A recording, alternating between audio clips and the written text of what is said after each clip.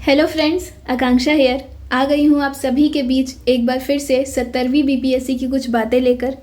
आपकी कुछ क्वेरीज हैं वो भी मैं क्लियर कर दूंगी और कुछ फैक्ट्स हैं वो आपके सामने मैं रखना चाहती हूँ। तो सबसे पहली बात, आप सभी मुझसे पूछ रहे थे मैसेजेस में और कमेंट्स में कि कोर्ट केस का क्या हुआ और सीएम मीटिंग का क्या हुआ। तो देखिए, कोर्ट केस जो है वो भी कोर्ट में है, वो डिसमिस नहीं हुआ है। नहीं हुआ है। मैंने कल भी कहा था और आज भी मैं कह रही हूँ कि कोर्ट केस हमारा डिसमिस नहीं हुआ है। और अब आयोग के पास पत्र जाएगा, नोटिस जाएगा, आयोग से लोग आएंगे और वो अपना पक्ष रखेंगे कि सर्वर डाउन था तो क्यों डाउन था, कब डाउन था, आखिरी ही दिन डाउन था तो चलो आखिरी दिन हो जाता है, उसके पहले डाउन नहीं था क्या, और जो 80,000 बच्चे हैं फिर उनका क्या होगा, वो सीरियस थे या नहीं थे। अब वो अपना पक्ष रखेंगे, अब वो कैसे जस्टिफाई करते हैं अपनी बातों को अब उनके ऊपर है। और उसके बाद इन दोनों पक्षों को सुनकर वर्डिक्ट आएगा कोर्ट का, फिर हमें पता चलेगा कि जो फॉर्म फिलिंग का डेट है वो एक्सटेंड हो रहा है या नहीं हो रहा है। अब इसके लिए थोड़ा सा पेशेंस रखना पड़ेगा हम सभी को। अब देखिए, अच्छी बात यह है, गुड न्यूज़ इज़ कि डिसमिस नहीं हुआ हमारा केस, हमारी बातों को कंसीडर किया गया। और हाँ, जो लोग भी ये बोल रहे थे ना कि डिसमिस हो गया है एंड ऑल दैट, वो जो र्यूमर्स फैला रहे थे वो ऐसा क्यों कर रहे थे, आप एक बार सोचो। ऐसे काफ़ी सारे लोग हैं जो चाहते हैं कि फॉर्म फिलिंग का डेट एक्सटेंड ना हो, ये मैं कल भी कह रही थी आपको। और वो चाहते हैं कि हमारा मनोबल टूट जाए, जो भी पेटिशनर है उसका मनोबल टूट जाए। अब देखिए, अब सिर्फ ये बात है कि कोर्ट में केस चला गया है तो ये र्यूमर्स आ रहे हैं कि चलो डिसमिस हो गया। जो लोग केस करके आए हैं, जो पेटिशनर्स हैं, उन लोगों ने कितनी बार चिल्ला के कहा कि डिसमिस नहीं हुआ है। मेरे पास तो प्रॉपर एविडेंस है ना कि डिसमिस नहीं हुआ है, लेकिन अभी जो है कोर्ट में है केस, तो ये चीज़ें मैं आउट नहीं कर सकती, वो परमिशन नहीं है मेरे पास। और आप देखिए कि बस कोर्ट केस की बात से लोग इतना भड़क गए, काफ़ी सारे ऐसे लोग हैं। तो आप ये सोचिए कि जो पेटिशनर है उसकी आइडेंटिटी रिवील हो जाए या कोई प्राइवेसी इशू आ जाए तो उसके लिए कितनी प्रॉब्लम हो जाएगी, जबकि वो तो सही काम ही कर रहा है ना। अब देखिए, कल मैंने कहा था कि अपना लॉजिकल ब्रेन यूज़ करिए। और जो लोग भी ये कह रहे हैं ना कि कोर्ट केस जो हमारा है वो डिसमिस हो गया है या उनका डिसमिस हो गया, जो लोग भी ये कह रहे हैं अब तो डिसमिस हो गया, अब कोई प्राइवेसी कंसर्न नहीं है, आप मांगिए उनसे केस नंबर, आप मांगिए उनसे टोकन नंबर, आप सिविल सर्विसेज के एस्पिरेंट है ना, तो थोड़ा लॉजिकल ब्रेन लगाइए। ऐसे र्यूमर्स जो फैला रहे हैं पहले तो उन लोगों की कमर तोड़ दीजिए आप, क्योंकि वो क्या चाहते हैं कि बच्चे अभी एकजुट हो रहे हैं धीरे धीरे। अब उनको ऐसा फील हो रहा है कि हमारे साथ कुछ गलत हो रहा है तो कहीं प्रोटेस्ट ना हो जाए। अब लोग आयोग जा रहे हैं, लोग चीफ मिनिस्टर सर के पास जा रहे हैं, तो उनका मनोबल तोड़ना है और कुछ भी करके फॉर्म फिलिंग का जो डेट है वो एक्सटेंड नहीं होने देना है। क्योंकि लोग जो हैं वो यहाँ पे सेल्फिश हो रहे हैं। जिन्होंने फॉर्म फिल कर लिया है वो ये चाहते हैं कि जिन लोगों ने रजिस्ट्रेशन किया है उनको मौका ना मिले। अब जिन लोगों ने रजिस्ट्रेशन कर लिया है वो सोच रहे हैं कि सिर्फ हमको मौका मिले, क्योंकि हमने तो रजिस्ट्रेशन कर लिया भाई, तो किसी और को मौका ना मिले। तो यहाँ पे सब लोग सेल्फिश ही हैं ऑल इन ऑल। उसमें से अगर कोई एक बंदा, दो बंदे जाकर अगर कोई सही काम कर रहे हैं तो ये उनको पीछे तो खींचेंगे ना। अब देखो कितनी बड़ी ये कॉन्स्पिरेसी थी, ये इनकी गुटबाजी चल रही थी कि डिसमिस हो गया, जबकि ऐसा नहीं हुआ है। मेरे पास प्रॉपर एविडेंस है। आप भी कोर्ट जाइए, आपको भी पता चलेगा कि कोर्ट में केस है कि नहीं है, ठीक है। और जो लोग कह रहे हैं कि डिसमिस हुआ, उनसे पूछिए ना कि रिस्पोंडेंट कौन है, कम से कम इतना तो बता सकते हैं ना वो। चलो पेटिशनर का नाम नहीं पता हो, लेकिन रिस्पोंडेंट का नाम बताएंगे वो। तो थोड़ा लॉजिकल ब्रेन यूज़ करके उनसे पहले सवाल पूछिए कि वीडियो बनाने से नहीं होता है, आप एविडेंस दीजिए। अब कोई प्राइवेसी कंसर्न नहीं है, अब आपका केस डिसमिस हो चुका है तो आप बताइए ना, आप बता दीजिए कोर्ट केस का जो नंबर है वो बता दीजिए, टोकन नंबर बता दीजिए। अब क्या प्रॉब्लम है, अब तो कोई प्राइवेसी का इशू नहीं है आपका।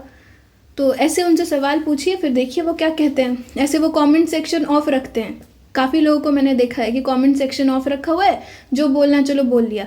ऐसे थोड़ा ना चलता है भाई। तो ये भी सोचिए कि कमेंट सेक्शन क्यों ऑफ रहता है उनका, अगर इतने सही हैं तो चलिए, कोर्ट केस की तो ये बात हो गई कि गुड न्यूज़ ही मान सकते हैं इसको, एक होप मान सकते हैं कि चलो होप रख सकते हैं, आप होपफुल रह सकते हो कि फॉर्म फिलिंग का डेट जो है वो एक्सटेंड हो जाए मे बी। अब वर्डिक्ट क्या आता है कोर्ट का, अब उस पर डिपेंड करता है। अब दूसरी चीज़, जो सीएम मीटिंग वाली बात है,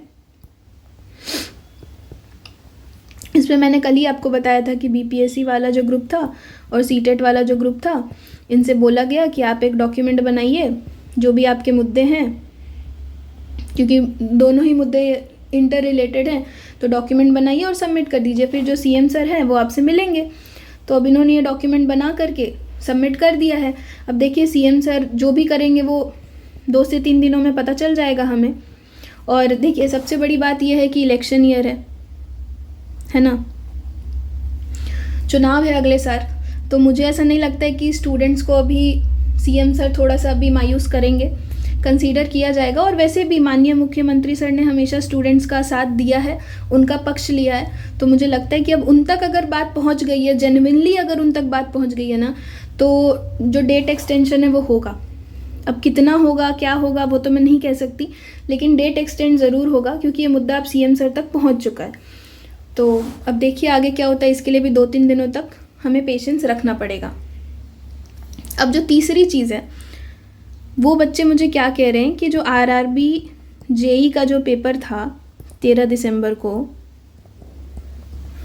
वो बीपीएससी के साथ क्लैश कर रहा था। ठीक, अब इसका जो डेट है वो एक्सटेंड हो गया है। ठीक है, तो अब बीपीएससी के साथ कोई भी एग्ज़ाम क्लैश नहीं कर रहा है, ये उनका कहना है। तो मैं उनको थोड़ा सा ना कुछ एविडेंस दिखा रही हूँ, वही पीडीएफ जो देखकर वो मुझे बता रहे हैं कि आरआरबी जेई का जो डेट है वो एक्सटेंड हो गया है। कहाँ गया, ये रहा आरआरबी जेई। इसका डेट पहले 13 दिसंबर था, 16, 17, 18 दिसंबर को हो गया है। थोड़ा सा ऊपर देखेंगे ना तो आरपीएफ ऐसा ही है। ये सब आरआरबी के ही एग्ज़ाम्स हैं। ये देखिए 2nd, 3rd, 9th, 12th and 13th of December. ठीक है, तो 13 दिसंबर को तो फिर भी आरआरबी का पेपर है। ये बात तो हो गई।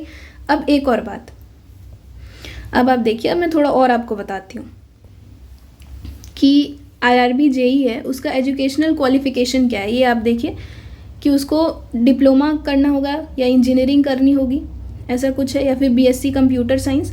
तो ऑल इन ऑल बात ये है कि बीटेक वाले या डिप्लोमा वाले जो हैं,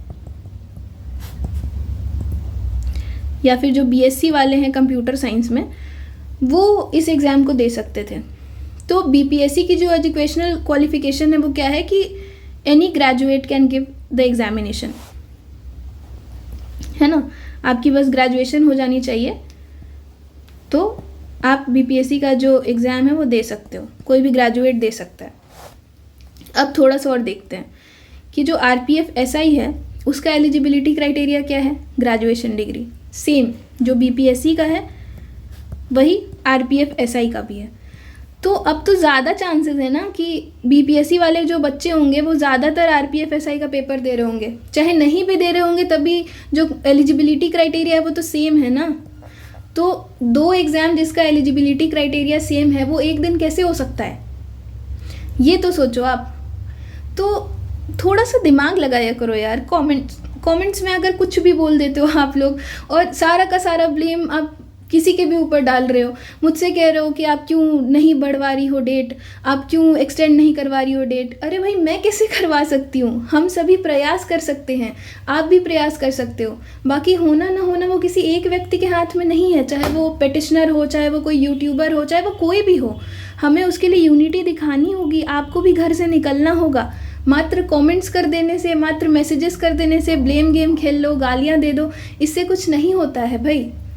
आपको खुद भी कुछ करना होगा ना उसके लिए। अब जो कर रहा है आप उसको भी गालियां देते हो। चलो यूट्यूबर्स को तो दे भी लो, कोई बात नहीं है, ये एक ऐसा प्लेटफॉर्म है ना यूट्यूब जहाँ पे इंसान अपनी फ्रस्ट्रेशन निकालता ही है। पेटिशनर्स को तो मत बोलो, या मान लो कि केस में कुछ प्रॉब्लम आ जाए या हमारे फेवर में ना हो, डिसमिस हो जाए, रिजेक्ट हो जाए, एक बात कह रही हूँ, तब भी पेटिशनर्स के लिए तो रिस्पेक्टफुल रहो यार। उन्होंने क्या बिगाड़ा, उन्होंने कम से कम प्रयास तो किया। आपने क्या वो भी किया? खुद के अंदर तो झांक के देखो पहले। तो यही सारी बातें हैं जो मैं आपके सामने रखना चाहती थी। और भ्रम में ना पड़े, मैं तो ये बोलूँगी कि थोड़ा जो फैक्चुअल डेटा है वो तो कम से कम देख लिया करिए किसी के सामने कुछ बोलने के पहले। कल से चिल्ला रहे हो कि अरे यार आरआरबी जेई का पेपर जो है वो एक्सटेंड हो गया है, थोड़ा सा ऊपर देख लेते। सिविल सर्विसेज के एस्पिरेंट हो यार।